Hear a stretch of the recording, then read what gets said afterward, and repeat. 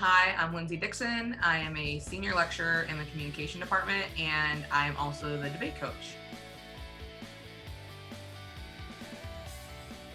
A lot of the stuff that I do in class is very interactive, and I like to get students, I teach things that are public speaking, argumentation, debate, persuasion. Right now I'm teaching political communication. So a lot of these topics can be kind of more heavy or things that students normally don't like to do. So I think that having activities, and also I think just humor and making class a little bit more fun and like lighthearted. I love using like memes and things that can allow students better access to things that are normally, again, kind of either controversial or just uncomfortable. I think there's a way to allow students to feel engaged, and I think creating an inviting atmosphere. So I do a lot of getting to know students and like really learning who they are and creating those connections, because the more you can connect with your students, the more they're likely to want to be involved and kind of keep engaged. Teach because it's something that's always evolving. Like, yeah, I teach the same exact classes every semester, but the students are always so different and what's happening in the world is so different. Like, what I was teaching is from when I first started at Clemson in 2012 to now, like the world seems like a totally different place. Like, and so it keeps me on my toes and it keeps me engaged, and it has to keep me informed of what students are caring about. And so I like challenging or being challenged and challenging others. As obviously being a debate coach, that kind of goes with the territory. And so I like to keep learning and keep moving, which is why debate's really great for me. And so I try to incorporate that much in the classroom to make things, because for students, what you learn in the classroom is awesome, but like the world is happening outside of that. So unless we're talking about what's going on outside of those four walls, it doesn't really matter what's happening inside of them, right? Because you have to be able to apply them. And so I just really like being able to hear students' thoughts and ideas about things, and them to challenge me and me to hopefully help challenge them as well. The big thing that I want my students to take away is how to be flexible and how to be authentic. I think that those are really key, whether you're trying to be a persuader or you're trying to be a good communicator. The more authentic you come across, just the better your audience is going to be engaged with you. I think that people are really good at knowing when things don't make sense, and and I think students know that even with like professors, right? They can kind of tell, like, what am I getting into? Or is this person kind of hiding something? Or is it kind of just not, again, a connection? And so I think the authenticity and learning how to be flexible in a situation and not putting ourselves in to like very clear boxes, because the best communicators are the ones who are adaptable. The best persuaders are the ones who have a lot of tools in their tool belt, and I kind of teach it in the way of like, Sherlock Holmes, like deductive reasoning. Like the more information you start to pick up, the better you can respond, right? And so I think that that's one of the major things I want students to learn is be adaptable. That doesn't mean that you don't lose who you are in that adaptability. It means knowing who you are and what you stand for, but being able to reflect and know, kind of like just read the room, right? Like know who you're talking to. And I think that that just makes a much better message and a much better communicator overall. Be open-minded. I lead, like, obviously everything around me, I lead with who I am. Like, and I tell them day one what's expected, and I go, it's not going to change. I kind of do this whole kind of presentation, and because again, I just want to be authentic. I think the more authentic I am, and I do a lot of work, I'll be like, we don't have to have the same values, but we got to be able to have a good discussion about where we don't agree, right? And that's where I kind of joke around that it's like, I'm on this mission to civilize, and I want people to have better civil discourse, and I want people to like be able to engage in things that are difficult. The problem is we're not taught that, right? And the other problem is a lot of students have never even had room to do that. So very few schools in high school have debate, right? Or have any kind of like challenging discussions. And it's not the all of like the teachers, it's just like the structure of the schools a lot of times. It's like what they value. And so I say when students come into my class, like you got to have an open mind and be willing to talk and chat and know that we're not attacking anybody personally. We just want to get better ideas, right? And the way to do that is to really reflect on what are our beliefs? Why do we believe them? Have people thought about that before? And so as long as people are open-minded, because I've had people from all spectrums, whether like the most progressive, like liberal person to literally the most conservative person I've ever met, right? And like, we all got along great. Like you can do that if you're willing to be open-minded and then be able to sit in some uncomfortable moments. And as long as you know that we can all grow and be better from that, then I think that's the most important. the first thing I do is, because we don't do like really intense day one questions, right? Because you have to like build up that rapport. Because if it's like day one, tell me what you think about X person, it might be a lot, right? And so one is about building rapport and trust, right? So the students that, especially the ones, because I lead with who I am as a person first, and I go, the more they get to know me, and they know that I'm not out to get them, right? Like I'm not out to make them feel uncomfortable or bad. And I tell them, I go, if you think I say something, you are more than willing to like, throw your hand up and like, let's chat, right? And so, but that has to come with a foundation of trust first, and knowing that like, it's not a me versus you, right? And so one, that's trust building, and knowing that like there's a good environment where they can, express their opinions. And then two, I think there's a moment where I kind of use like humor and levity to kind of like make things, if it becomes tense, go, okay, let's do a little bit of a joke.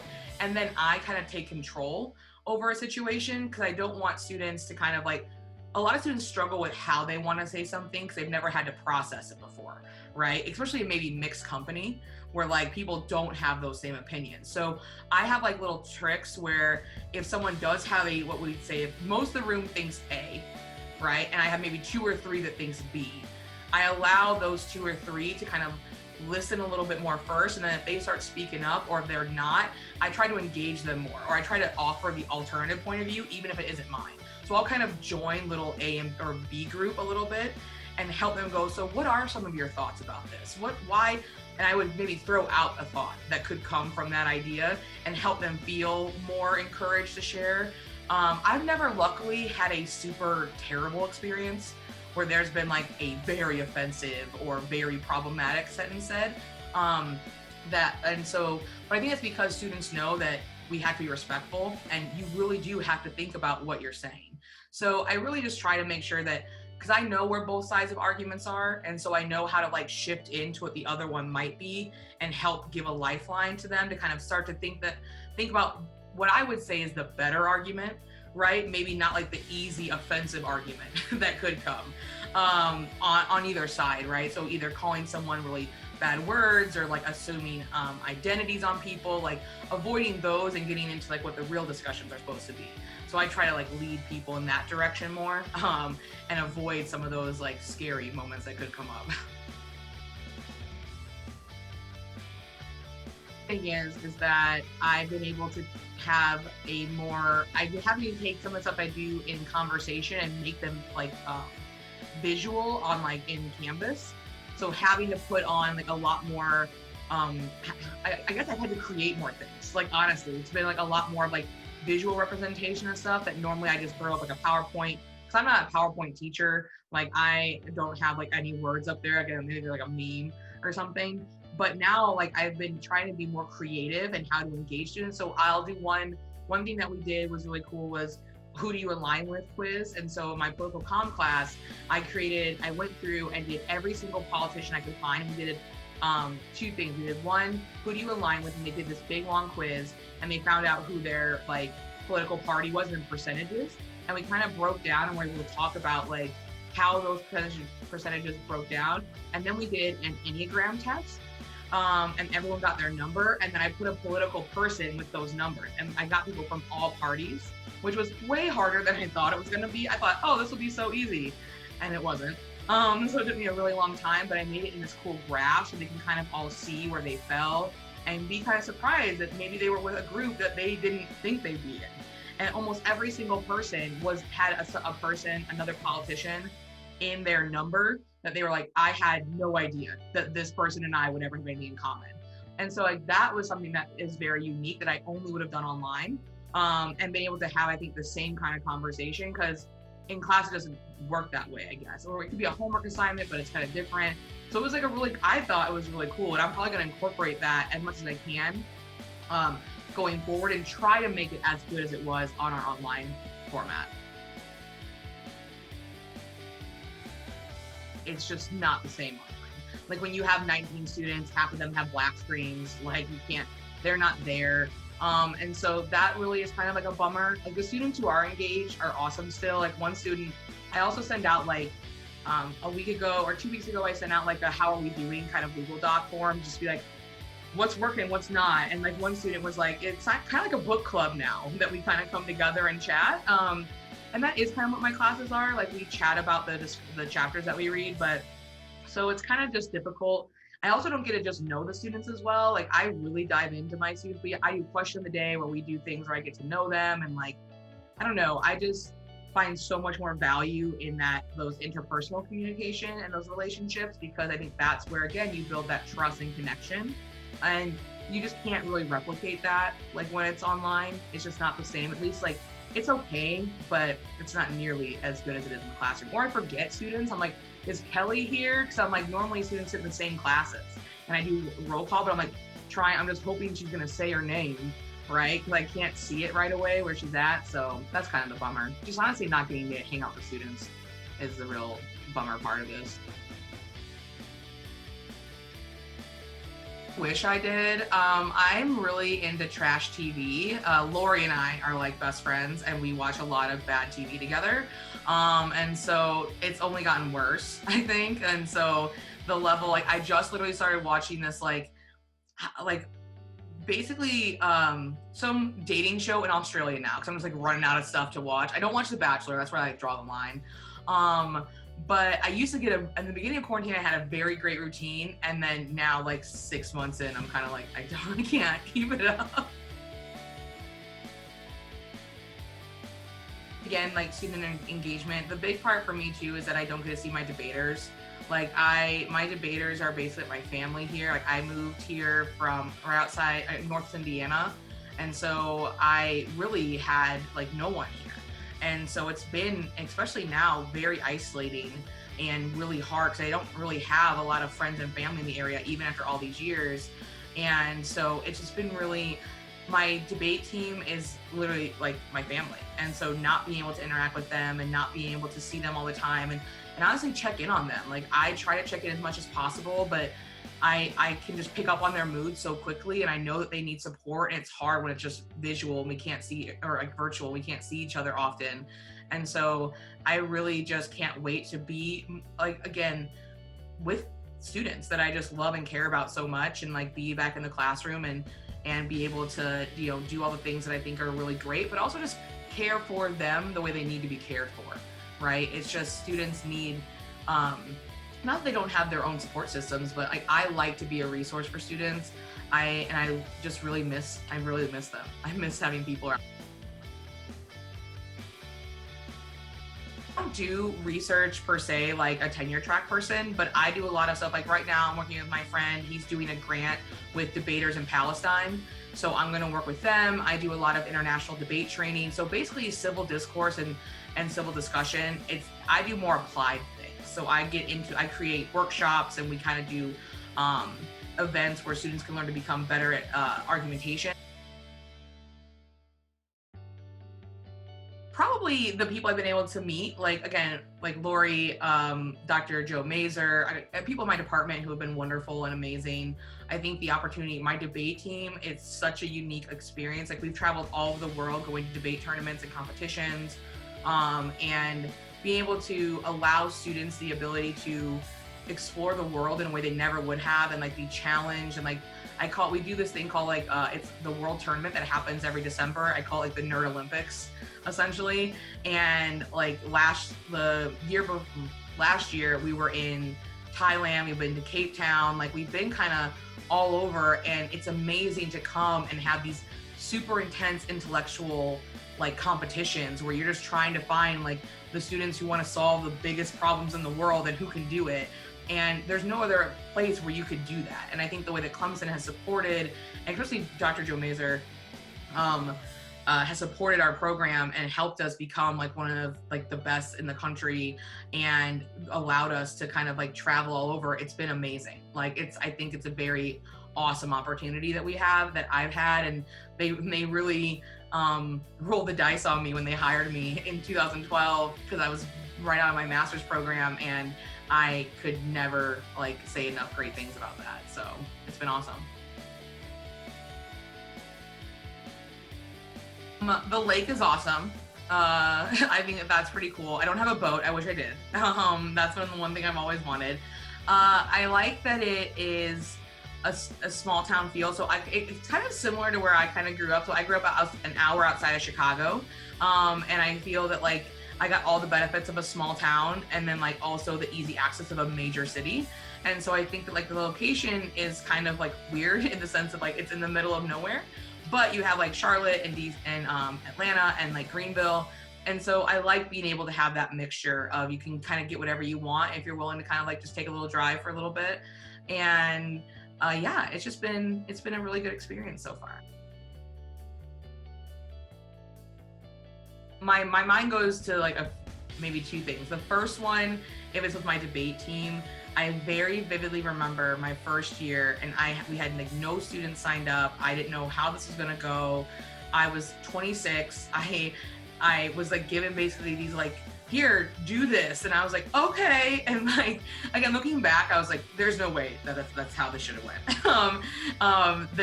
But I was standing in the hallway of Daniel, fourth floor, and it was the first night that I heard my students actually doing a debate.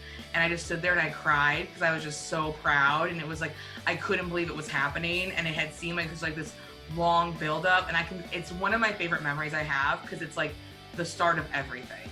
And then like, again, now like almost 9 years later, like here we are, we've been all over the world, all over the country. Like we hosted the national tournament last year. Like we've just kind of, it's amazing to see how we've grown from this team that had just these like basically 10 kids like trying to learn debate. So that's always a memory I go to. It's just like such a really tender thing to me. And then honestly, probably anything with like Lori is another one. Like Lori is just kind of like someone who I love being with, and she is just one of the best people ever. And so the thing, when we get to hang out together and just either whether it's going tailgating together or just again watching like 90 Day Fiance, like she's definitely like one of the best parts of Clemson for me. Because we travel a lot for debate, so we're not normally here a lot. So like that's one of the problems is like when we are here, it's cool. And so again, like Lori and I will get together, or I would have got like when we first started coming, or when I first got here, like going to different tailgates with other different faculty members, because they would like go, oh, we're kind of going over this place, we're going this place. And so that was fun. But now I think I normally, if I have a weekend off, this year obviously not included, I normally just so exhausted I'm trying to keep up with work that I'll like watch it on TV and maybe every now and then like actually be able to go to a game, but that's very rare. Say that you just figure out what you love and like just go all in with it. I think that once people people told me when I found comm, I didn't even know comm was a thing. I'm a first generation student. I stumbled into it. I didn't know what I was doing in college. And then when I told people that I was going to study communication, because I randomly took a class, and the next thing I knew, I was like, oh my God, I love this. Like it makes so much sense. And people were like, what are you going to do with that? Like, how could you make a career out of that? And I was like, I don't know. I just like it. I was like, and I think that when you find something that you're really passionate about, nothing will really stop you, right? Like you are going to have that drive to make something come of it. It might take a little bit more work, 'cause it's not a traditional field, you know, but at the end of the day, like, again, if you love it, you're going to put the time to be good at it. And then people are going to see that, right? They're going to see that hard work and that dedication to your craft and your skill. So no matter where you're at, like you can make something happen. So I think you got to trust and kind of be willing to kind of, struggle a little bit and figure out where your area is, and know it's not going to be like the easiest thing, but once you find it, it's going to be awesome. And that's, I think, just for any college student, right, is in general, it's just like trusting yourself that you got to be in your own corner first before anybody else will be there, right? And so I think that find what you love and then just go all in on it. Honestly, just really decide that this is what you want to do, and then just know that it's okay to be flexible, right? Go back to that, the more authentic you are, the things that you love and the way that you love them, the more other people are going to be drawn to you. And I think the harder of a worker you're going to be. Like, honestly, I think right now we just got to tell students that like, you are in such a much better place than you realize. I know that things are really tough right now, but think about how far you've already come. And when you're struggling and you're being frustrated, like, right now is not the time to show up and try to be perfect. Right now is the time to just get through it and try your best and be, again, forgiving with yourself. And so that's what I'm trying to do in my classes a lot. I'm like, we are just in a very weird time in the world, and it's okay to not put those pressures on ourselves that we would have had if it was a different year, right? Like this is not last year coming into the fall. So I think just find things that give you comfort, try hard in your classes, and just know that like, as long as you're actively trying, like you just have to be able to roll the punches. I think again, the flexibility part right now is the most important. So just, just know that you're doing great. We're all just doing okay. And we're all doing okay just together, right? Like no one's out here right now going, this is exactly how I wanted everything to be. Like, so I think we just got to remember that we're going to be good, and that you have people who love and support you, and lean on them if you need them. There's nothing wrong with getting help and asking for help, because no one knows the right answers right now, right? So you got to lean on the people who you love and care for, and let them love and care for you.